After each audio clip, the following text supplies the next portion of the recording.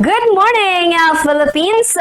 Manlaylaing istorya, naging agi-agi sa buhay, pinagikanan, asin pinaglaban kan manlaylaing mga kaganapan digdi sa tuyang kinaaban.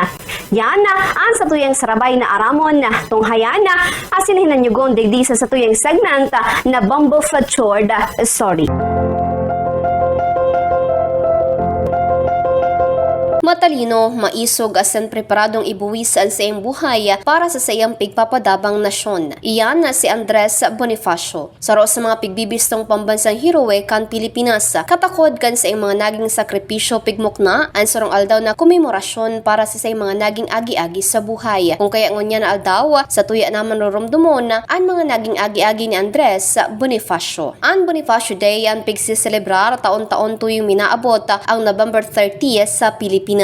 Inian sarong pambansang holiday kumupagramdom kay Andres Bonifacio saro sa mga pigmimirar kumunaging dalan tanganing makanood na maglaban ang mga Pinoy kontra sa mananakop na mga Espanyol. Si Bonifacio ang saro sa mga nagmukna kan sarong lihim na lipunan kan mga revolusyonaryo na pigbistuman sa apod na katipunan. Pigbistuman ini kumuaman ang Rebolusyong Pilipino, makalis na puunan kay ni ang Rebolusyong Pilipino kontra man sa mga Espanyol. Alagad ba kung siring ni Jose Rizal na pigrurumdom ang Rizal Day sa petsa kan sa iyang kagadanan, si Andres Bonifacio ang pigkukumemorar sa aldaw kan sa iyang kompleanyo ininihulita, kinadan inikan sa tuyang sadiring kababayan asin bakong sa kamot kan mga dayuhang kolonisador.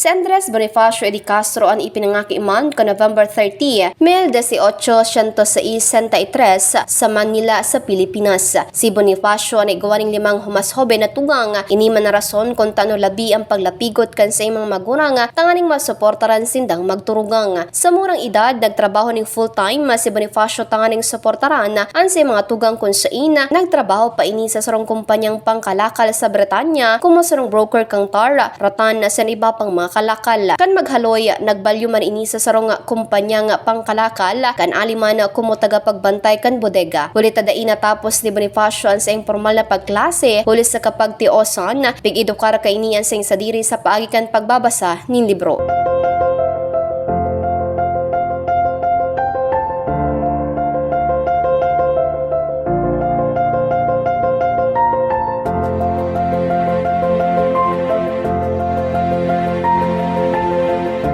Taong 1892, nagbalik si Bonifacio sa sarong lihim na organisasyon na pigaapod na La Liga Filipina na pinagmukna ni Jose Rizal sarong nasyonalistang Pilipino. Ang nasambitan ng grupo ang naging huma sa mga otoridad kang Espanya, naging rason tanganing arastaron asin ipadeport si Rizal. Makalis ang pagpapaapon kay Rizal, liwat na pinag-organisa ni Bonifacio asin kan iba pang miyembro ang La Liga Filipina. Tayo managhaloy ang nagmukna sinda ning lihim na organisasyon na ang Katipunan. Si Bonifacio ang naging kataas-taasang pangulo kang Katipunan kan 1895. Pagabot kan taong 1896, sa irarom kan sa iyang pamamayo, naglangkaw ang numero kan nagbabali sa indang grupo na nagpakol pa sa ning hasta 30,000. Alagad sa kasamang palad, kasabay ka ininabistun naman kan mga Espanyol ang eksistensya kan Katipunan. Makalihis ang pagkakadiskubrer na ini, nagibo ning mga paagi ang mga soldados kang Espanya, tanganing mabisto pa ang miyembros kan grupo. Nagdesidarman si Bonifacio asin sa mga pag-iriba na magpuon na ning sarong pag-aalsa sa bilog na nasyon na nagpuon sa mahiwasang pagpakit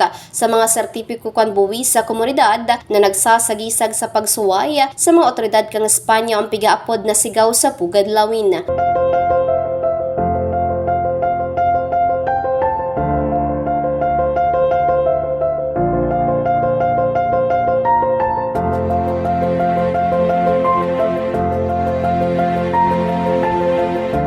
Digdima na bilog ang duwang faksyon kan mga Katipuneros ang saro ang pigpapamayuhan ni Bonifacio mantang ang saroan sa pamamayuman ni Emilio Aguinaldo. Huli sa mas abansing kagamitan kan mga Espanyol, nadipisila ng mga Katipunero na magpahali ang mga ini sa indang mga lugar. Alagad makalihis ang nagkaper mabigong pagpurbara, nagtrayumpo ang Katipunero sa pamamayo ni Emilio Aguinaldo sa Cavite na palayason ang mga Espanyol. Di man naghaloy nagkaigwaning iriwalan sa loob kang paksyon kan Katipunan sa pag-ultanan kan Magdalo ni Aguinaldo asin magdiwang ni Bonifacio. Pigsagibo ang Tejeros Convention tanganing pagsaroon ando ang paksyon na sina mag-ilihir nin mga opisyal para sa revolusyonaryong gobyerno. Kung sa inadaog digdi si Bonifacio asin tinanghal kumo presidente si Emilio Aguinaldo. Mantang si Bonifacio man ang pigtalaga sa mas hababang posisyon. Pigsayumahan kay ni ang gobyernong pinamamayuhan ni Aguinaldo asin nagbilog inining karibal na gobyerno. Alagad kan maaraman ini ni Aguinaldo ipinagsugo kay ni nadakupon si Bonifacio kung sa pigkasuhan inining sedisyon asin pagtataksil na kalaunan ang pighatulan ning kagadanan kan 1897.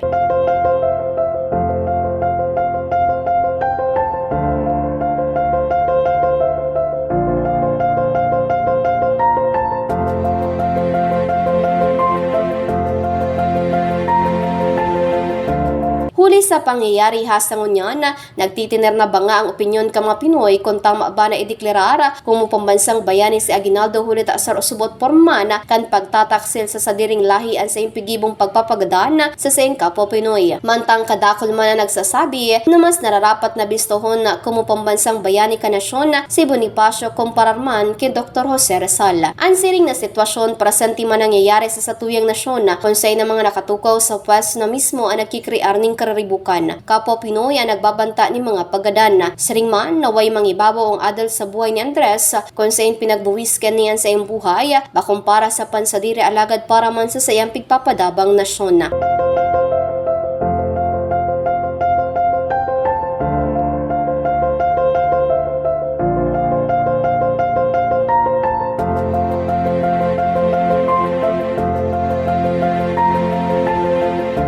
Ngunya naman na panahon, kadakol ng mga group magkukondusir ni mga manlilaing aktibidad sa rin nasanakan manghirap protesta sa bilog na nasyon. Ngunit asigon sa inda, sa rin ni Gat Andres Bonifacio, maot ninda na makalibre alagad bako gikan sa kamot ka mga mananakop kundi gikan sa kapagtiosan na kawaraning marhay na income, di pisilo na pumumuhay katiwadaan na korupsyon na sina iba pa. Si Bonifacio ang naging panalmingan kan mga ordinaryong namamanwaan sa rong tao nagigibuo ng gabos tangani sa nang maabot ang sa mga pigmamuot sa buhay. Ngunya na aldaw, kasabay kan sa tuyang paramihan trust sa pagbuelta sa nakalis sa panahon, naway igwa kitang manodan ng mga adal na magiging dalan tangaring mas orog nyatong mabisto an sa tuyang mga sadiri kumusarong Pinoy. Naway magserbi ning dalan tangaring mas maapresyar nyato ang mga bagay na pigtatama sa nyato ngunyan gikan sa dugo asin pawis kan sa tuyang pambansang bayani.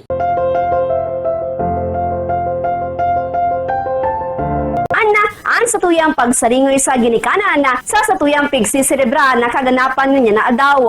Liwata, mag-iribahan kita sa masunod na simana para naman sa panibagong istorya kang manlaylay mga kaganapan digdi sa satuyang kinaban. Gikan digdi sa DZNG News and Information Center, ini si Bomba Gibarap. This is Bomba Radio Philippines, the #1 and most trusted source of news and information. Basta Radyo.